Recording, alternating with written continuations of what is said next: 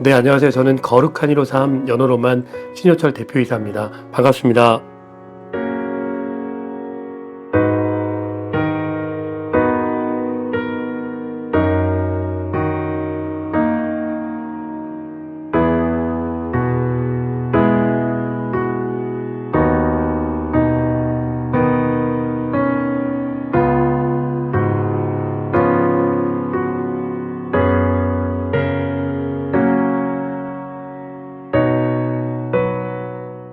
예수님의 사랑을 전하는 부분과요. 예수님의 임재에 대해서 조금 많이 묵상하고 있습니다. 많은 크리스찬들이 예수님의 사랑과 마음과 그런 임재와 은혜를 지금 실천하면서 살아가고 있을까라고 했을 때 저는 당연히 그런 사람이 아닌데 그런 마음과 사랑을 전해야 이 좀 악한 시대에 조금과 우리가 빛과 소금을 전할 수 있지 않을까 싶어서 제일 많이 생각하는 게 저를 많이 돌아보고요. 끊임없이 올라오는 그 죄 가운데 주님의 마음을 좀 전하고 싶은 마음에 사랑과 임재, 하나님 은혜를 좀 묵상하고 있습니다. 역경, 하나님의 은혜. 제가 우연히 이제 제 삶의 역경을 보면서 하나님의 인도하심이지만 좀 공부를 하게 됐어요. 연구를 하다 보니까 유대인들이 굉장히 다 잘 살잖아요. 전 세계 50%의 그 재산을 그 유대인들이 장악을 하고 또 다스리고 있잖아요. 그걸 보면서 이 사람들은 어떻게 이렇게 살아갈 수 있을까 좀 보면서 연구를 해봤는데 IQ, EQ보다 AQ가 높더라고요. AQ는 역경 지수거든요. 그러니까 하나님은 저를 AQ, 역경 지수에서 만지셔서 하나님 은혜로의 통로로 쓰시려고 준비하신 거 아닌가라는 생각이 가져봅니다. 네. 저에게는 네 분의 미랄이 계시는데요. 첫 번째 미랄은 이제 저희 누나인데 저희가 아무도 예수를 믿지 않았는데 저희 집에 하나님이 우리 은영이라는 누나를 예수님을 믿게 해주셨어요. 그래서 그 누나가 정말 저희 집에 가난한 판잣집에 5평밖에 안 되는 가난한 집에서 저는 태어났는데 그 당시 예전에는 뭐 그 가스 보일러나 뭐 이렇게 기름 보일러가 없었잖아요. 물을 끓였잖아요. 근데 그때 누나가 주일날 예배 드리고 와서 배고팠나 봐요. 엄마 밥 주세요. 막 이렇게 얘기를 하다 보니까 그때 제가 모유수유를 어머니가 저를 먹이고 있었는데 우리 효철이 모유수유 하고 있으니까 착한 은영이가 예수 잘 믿는 은영이가 밥을 혹시 차려 먹으면 안 되겠니 엄마 부탁을 했더니 우리 7살 되는 꼬마애가 누나가 네 하고 북두방에 올라가서 반찬을 빼고 이렇게 음식을 차려 먹으려는 과정에 이제 좀 미끄러졌어요. 그리고 끓은 물에 빠진 거죠. 그리고 이제 화상으로 이제 죽게 돼요. 그런데 우리 누나가 마지막 메시지가 엄마가 저희 어머니께서 은영아 혹시 엄마한테 마지막으로 하고 싶은 말 없니? 이렇게 청유를 했더니 7살 된 꼬마아이가 원래는 제가 알고 있는 상식으로는 엄마 아파요 뭐 살려주세요 원래 그게 정성인 것 같은데 우리 누나는 엄마 하나님 안 믿으면 벌받아 엄마 하나님 안 믿으면 벌받아 하고 이제 하나님의 품으로 하나님이 데리고 가셨어요. 그 이후에 이제 첫 번째 미랄이 됐고요. 두 번째는 저희 어머니인데 저희 어머니도 누나를 잃고 나서 슬픔에 죽을까 또 이렇게 좀 어려운 가운데 삶의 어려운 가운데 좀 고난 가운데 잃은 첫 자식 잃은 슬픔에 농약도 먹어보고 또 이렇게 철쭉길에 누워보기도 해보셨대요. 그때마다 누나의 음성이 들려오더래요. 엄마 하나님 안 믿으면 벌받아.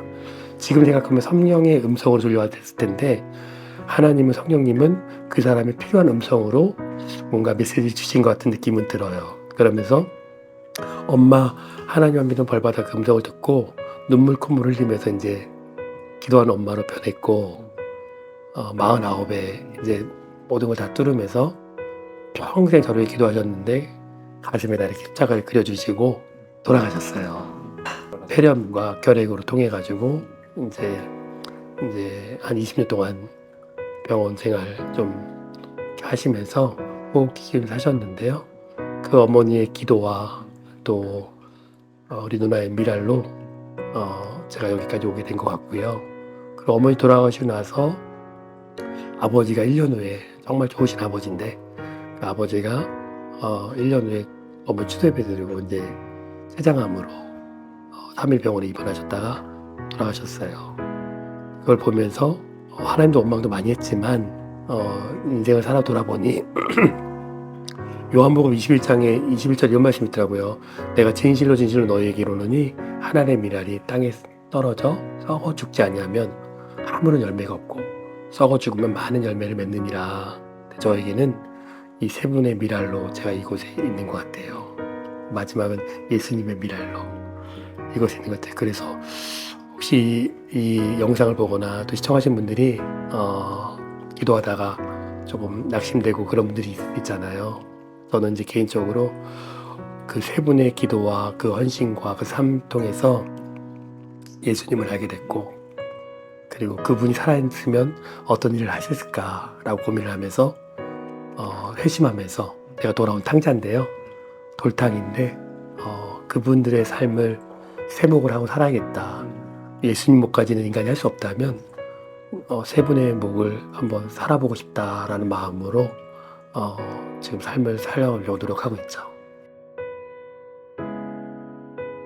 저희 거룩한 153에는 그 음식으로 전 세계 복음을 전한다라는 슬로건과 음식은 삶에서 음식은 필수다. 그러니 맛있고 건강하게 만들어라. 영적으로는 삶에서 예수는 필수다. 그러니 영과 육을 강건하게 하자라는 슬로건을 가지고요. 연어 로만이라는 브랜드를 만들고 로만 브랜드 시리즈로 해서 만들어가고 있어요. 그러니까 그 외식 사업 쪽에 분야에 하고 있습니다. 네. 로만이라는 뜻은 그 사도 바울이 로마까지 복음을 전하러 가잖아요. 사도행전에 보면. 근데 성령 충만한 자들이 가지 말라고 권면을 하거든요. 근데 그때 사도 바울은 하나님께 기도하고 성령에 의지하여 로마까지 자기의 죽음을 알면서도 가요. 마지막까지. 로마까지 복음을 전하기 위해서. 그래서 복음이 전해졌잖아요. 저희에게도 일단 첫 번째는 저희가 로마고, 두 번째는 내 이웃이 또 로마까지 로마어로 로만이라는 뜻인데요. 복음을 전하겠다는 생각으로 연어 로만이라는 그 키워드를 가지고 지금 나가고 있습니다. 하나님의 전적인 은혜인데요. 저희가 읽었다기보다는 정말 전적인 하나님 은혜인데 삶의 예배자로 살아가려고 우리 공동체에 몸부림치고 있고요. 저희는 이제 율법적으로 하나님 율법 폐하러 오신 게 아니고 완성케 하러 오셨으니까 성경대로 거룩한 주일을 지키기 위해서 주일날 영업을 하지 않고 있고요. 찬양을 틀고 옷 잊어서는 간판을 붙이고 또 많은 사람들이 음식으로 기도하는 마음으로 만들어서 치유되는 마음으로 만들어서 풀어가고 있고, 거룩한 153이라는 공동체 안에서 함께 예배하고 기도하고 키티하고 그리고 사람을 좀 살리고 섬기는 일들을 하기 위해서 몸부림치고 있습니다. 삶의 예배자래요. 살아내기 위해서요. 사실은 마르다와 마리아의 영성을 좀 이야기하고 싶은데, 마르다는 일성이고 마리아는 영성, 하나님 주님과 가까이 있었잖아요. 이 두 가지를 겸비해야 될까요? 이런 일들이 사실은 굉장히 어려움이 있는 것 같아요. 그러니까 일에 대한 강도라든지 또 비즈니스 영역에서. 근데 그런 일들을 어렵지만 사실은 이겨내야 될 또 우리의 업의 본질이 아닌가 생각도 들고요. 그렇게 생각합니다. 사실 8년 동안 기도했어요. 하나님의 때에 하나님의 좋은 사람들이 모여서 작은 공간이지만 거룩하게 아름답게 쓰임받기를 원한다. 저희도 주일날 영업을 안 하기 때문에 이 공간이 좀 너무 아까운 거예요. 그런데 한국교회가 1만 교회가 무너졌다는 이야기 소식을 듣고 어쩌면 이때의 이함이 아닌가라는 그런 감동을 주셔서 우리가 1만 교회 다시 세우자는 그런 운동에 작은 공간을 내어드리고 이곳에서 인큐베이터로 한 30명 50명 예배드리면서 하나님을 좀 마음에 품고 회복되는 공간으로 지금 섬기고 있습니다. 사실은 뭐 비전을 얘기하면 사람은 비전만큼 살고 기도만큼 이룬다라는 저희 또 슬로건이 있는데요. 담원에는 꿈이 없는 백성은 사실은 망한 백성이라고 하나님 말씀하시잖아요. 그러니까 꿈꾸는 자가 돼야 되는데 꿈이 너무 많아요. 그래서 어느 날 하나님께 기도했어요. 하나님, 꿈이 너무 많아요. 그랬더니 하나님이 계획이 없는 것도 또 꿈이 될 수 있고, 하루를 최선을 다해서 살아가는 것도 진정한 하나님 앞에 나라를 확장시키는 일이다라는 감동도 주셨고요.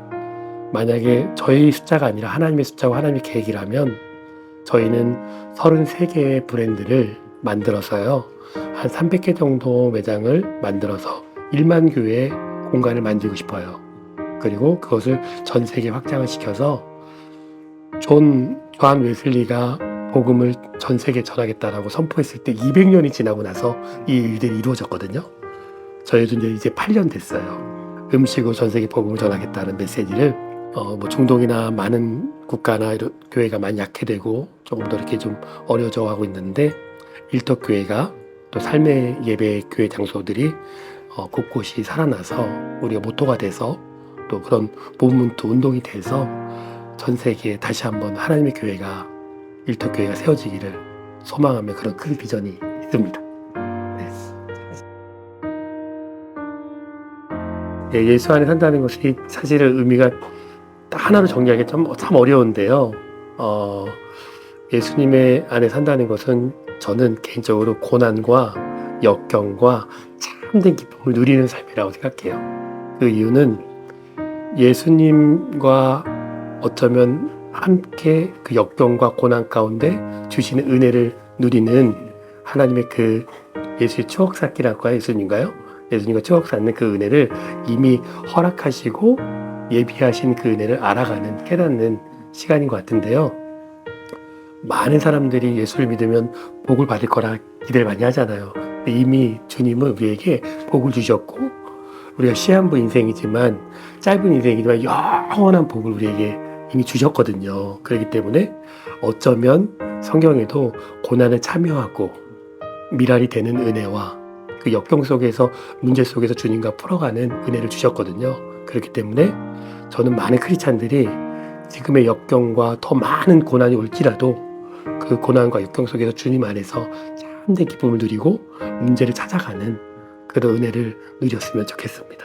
그래서 저는 역경과 고난 속에서 참된 기쁨을 누리는 그런 삶을 이야기 좀 드리고 싶습니다. 이미 많은 목회자분들과 훌륭하신 믿음의 선진들이 이야기를 하고 가셨는데요. 저는 두 가지를 말씀드리고 싶은 것은 삶의 몸부림인 것 같아요. 살아내기 위한 몸부림. 진심으로 내가 크리스찬이라면 우리가 엄청 악하고 죄가 많기 때문에 사실은 다 모든 것을 이렇게 완성되게 삶을 살 수는 없지만, 그럼에도 불구하고 오늘 하루를 주신 일에 최선을 다하고 변질되지 않고 주님과 몸부림치며 살아가는 삶이 예수의 삶과 동행이 아닐까라는 생각을 좀 가져봅니다. 네.